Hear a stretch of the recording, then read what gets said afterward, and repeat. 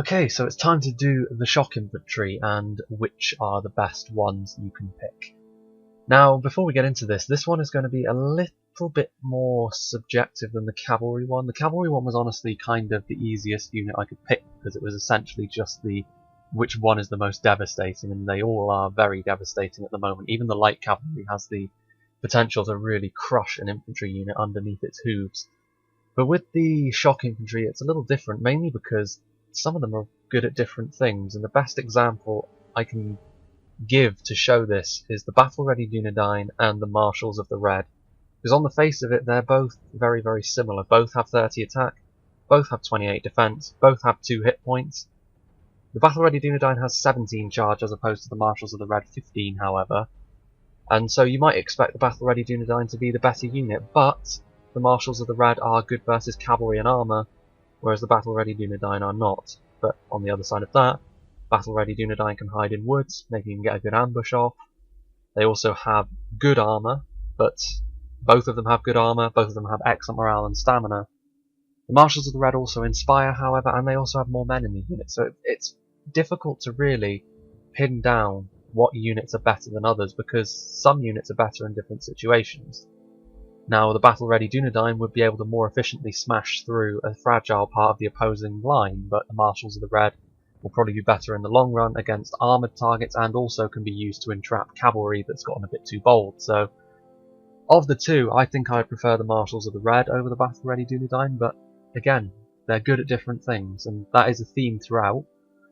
Now, I will say that with regards to the best shock infantry in terms of the top 10, all of them are pretty much good at the same sort of things, and something that I expected to be important was good versus armour, and yet it isn't quite as important as you might expect, mainly because the attack ratings of some of the best units are so high that they make up for it with just that, and we'll get onto that as the list continues essentially.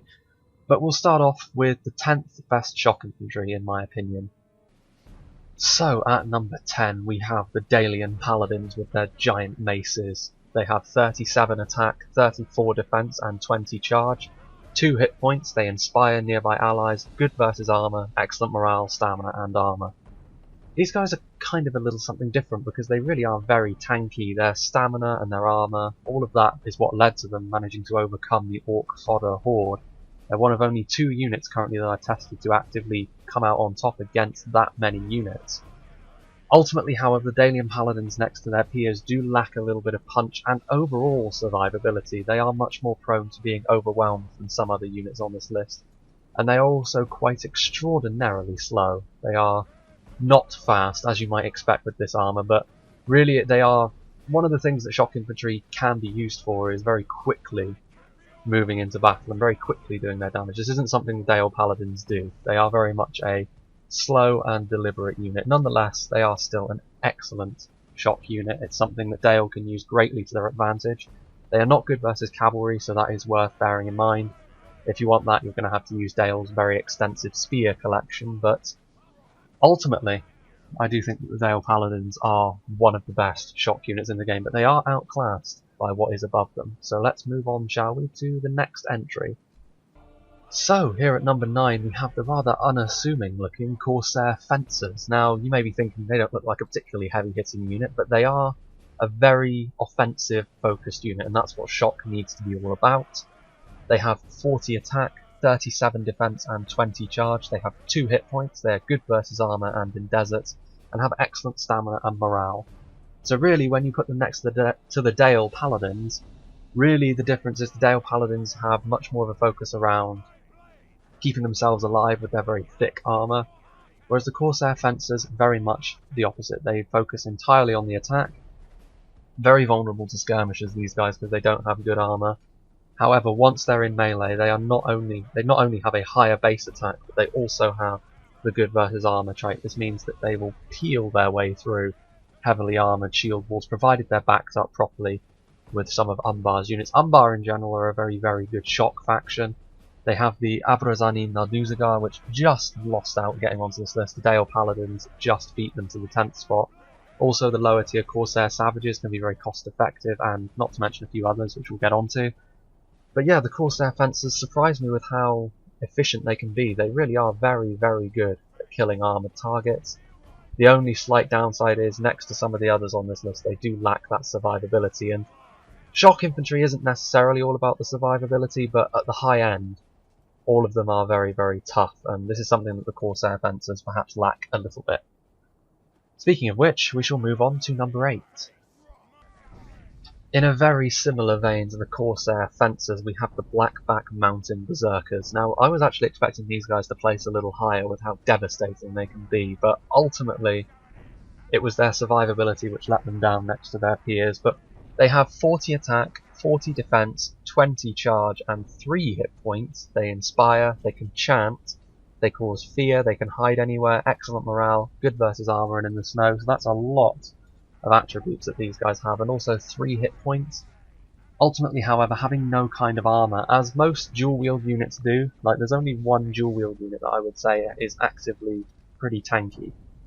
This is not the one, however. This is the problem. The fire burns bright, but it also fades quickly when it comes to these guys. They will get picked off by archers very, very quickly, and also in melee they will eventually be worn down, as opposed to some of the higher units on this list. They will manage to keep their effectiveness for longer, I've noticed, and that stamina is important. Like, getting that damage done quickly can really help the Misty Mountains, but as soon as these guys are dead, the Misty Mountains don't really have a really scary infantry unit, unless you've brought trolls, of course, but that's the problem with the Blackback Berserkers. If you don't use them at the right time and you waste them, they will fizzle out pretty darn quickly.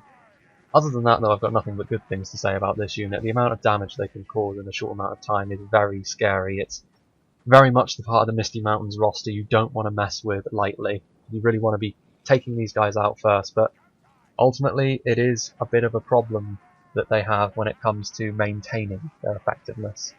They don't even have good stamina, which, again, that's another reason. Like, they have all their effectiveness at front and centre, and then it fades rather quickly.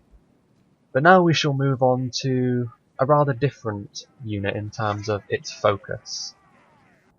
The Orcs certainly have their presence felt on this list, and the Witch Realm Hammer Guard are the next unit we shall look at. They have 40 attack, 30 defense, 25 charge, and 3 hit points. They inspire, they cause fear, they're good versus armor and in the snow, and they have excellent armor and stamina. So naturally, they have a lower base defense than the Blackback Berserkers, but that excellent armor and stamina means they definitely keep their effectiveness for longer in a real battle situation. Very, very strong unit, very good at dealing with armored targets, obviously with those giant hammers.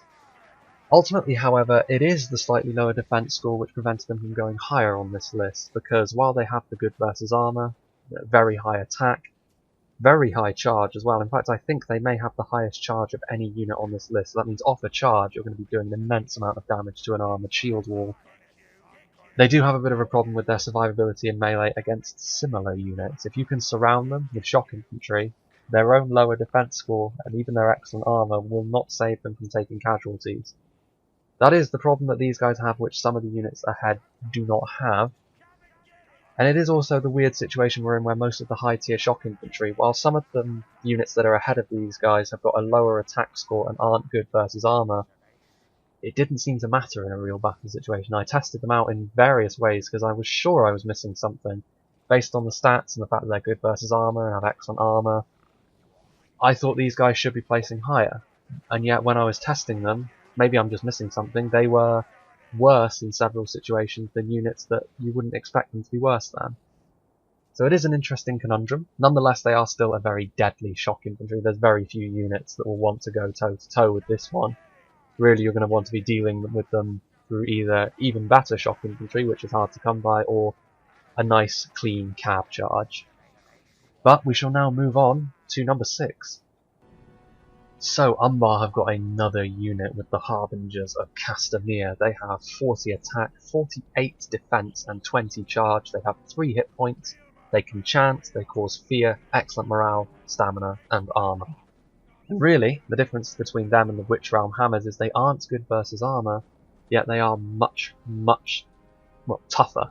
They are very, very hard to kill. It's comparable really to a sword and board unit in terms of trying to get these guys off the field. I've been on the receiving end of them before, and they are a nightmare to get rid of, and they cause immense amounts of damage as well. That 40 attack Despite not being good versus armour, it doesn't seem to matter in the vast majority of cases. They still do huge damage, and really that's all there is to say. I mean, even with their excellent armour, it's not a particularly easy task to kill them with archers either.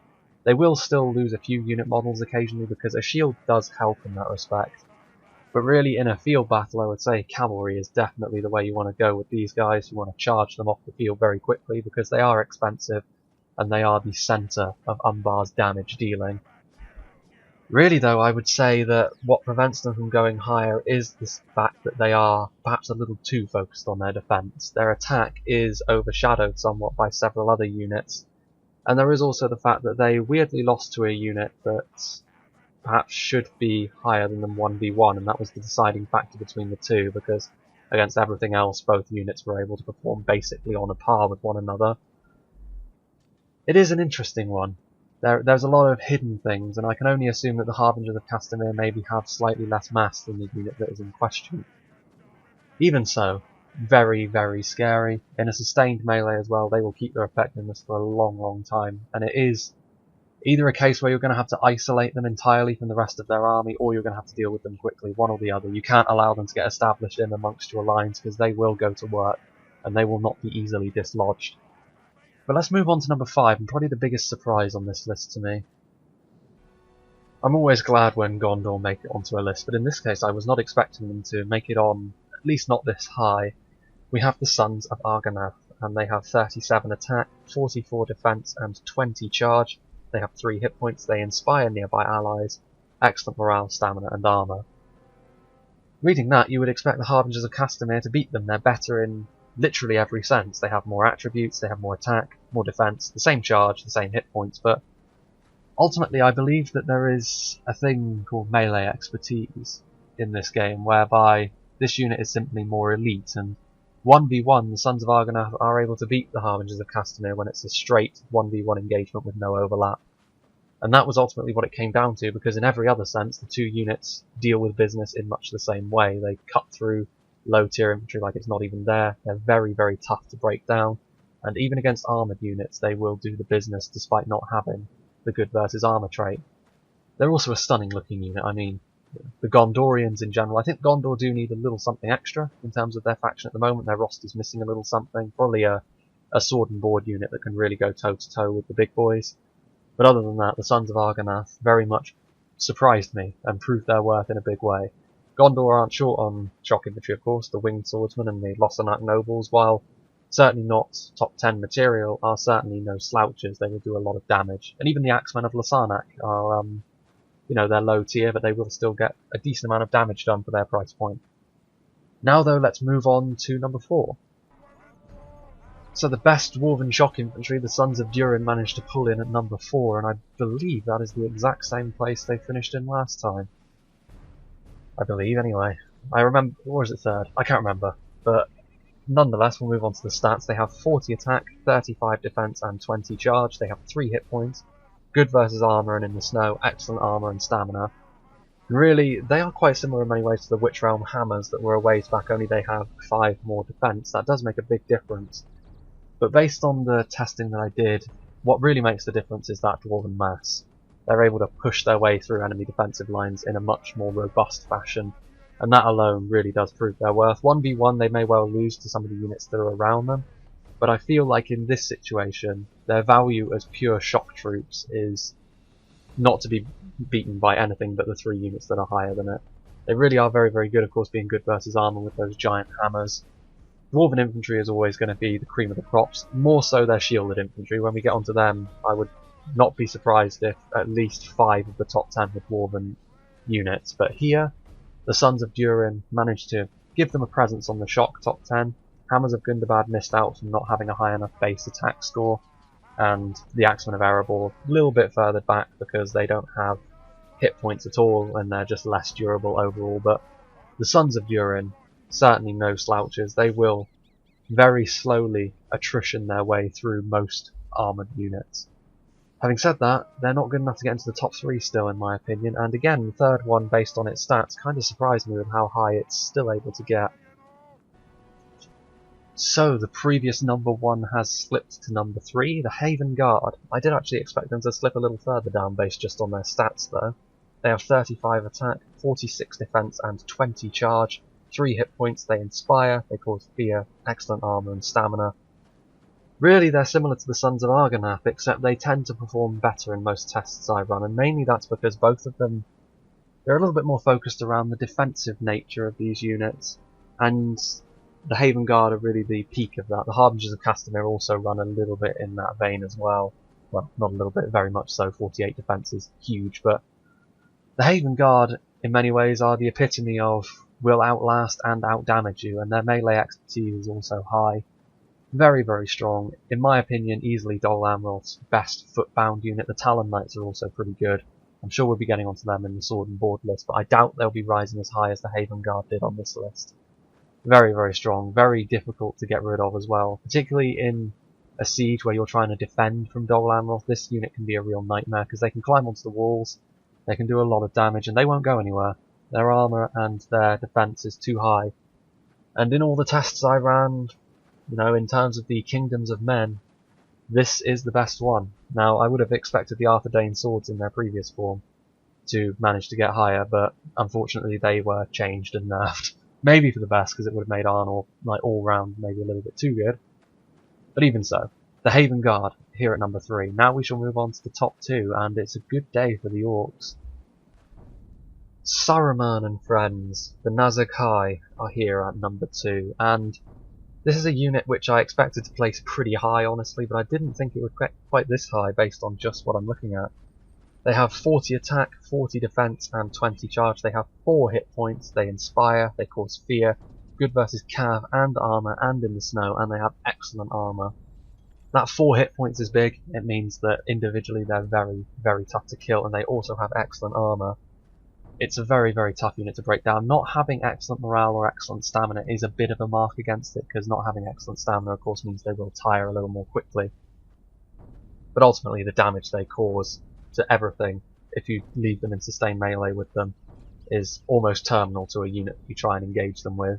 Really your best hope with the Nazgul is to try and skirmish them a bit. Maybe crossbows are their ultimate weakness, but then crossbows, a clean crossbow volley on any unit is going to really deal a hefty amount of damage.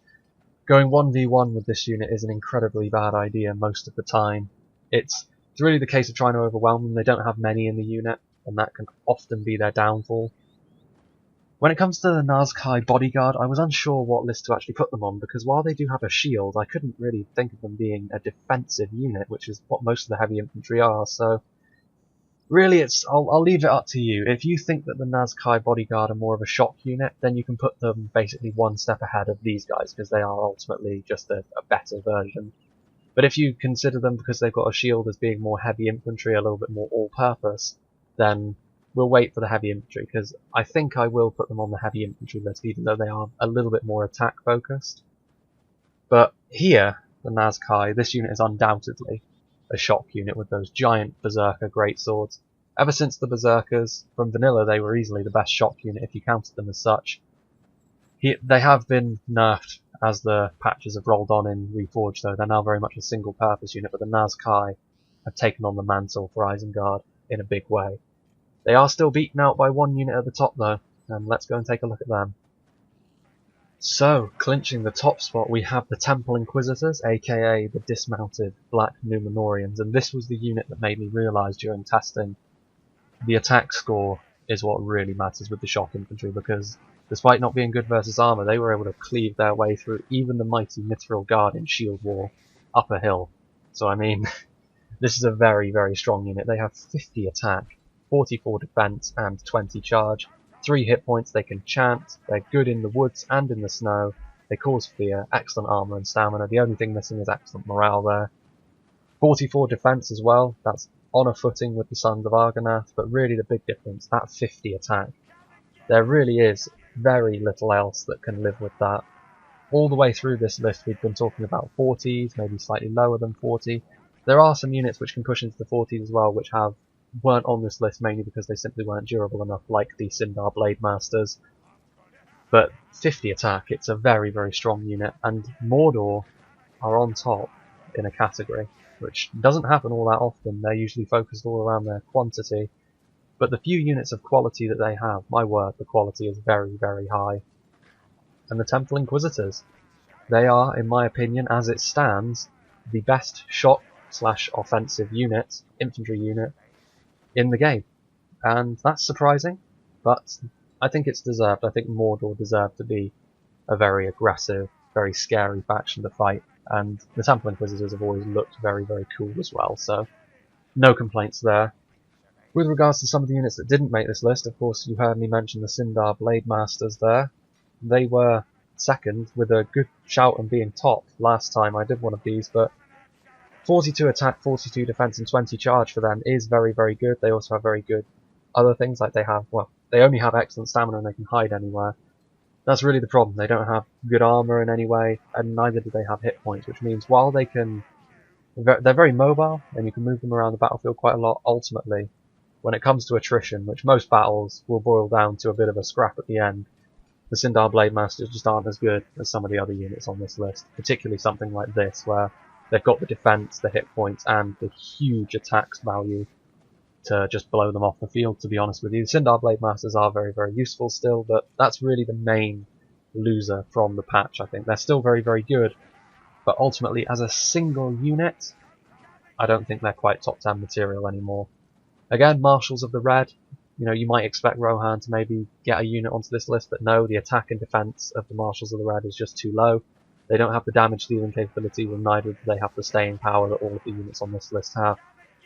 Dragon's Wrath Guildsmen of Rune, not quite enough in the attack. They do have quite a lot of defense, but ultimately they need to do more damage if they're going to get onto a list like this. And that's pretty much the story. Really, that base attack value is king.